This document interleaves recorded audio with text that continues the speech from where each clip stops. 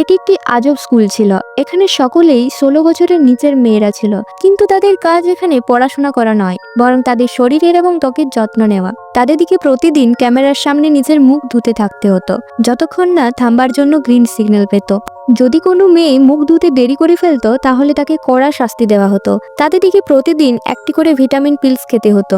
একদিন একটি মেয়ে ক্যামেরার সামনে পিলসটি খাবার ভান করে মুখে লুকিয়ে রেখে দেয় এবং পরে গিয়ে বাথরুমে ফেলে ফ্লাশ করে দেয়, কিন্তু তৎক্ষণাৎ তার মাথায় ধরা পড়ে যাওয়ার একটা চিন্তা হতে থাকে। এরপর তার বন্ধু তাকে বলে যদি সে ধরা পড়ে যায় তাহলে খুবই খারাপ হবে। এটা শুনে সে ভয় পেয়ে যায়, কিন্তু তারপর সে এক দীর্ঘশ্বাস নেয় এবং নিজের মনকে শান্ত করে।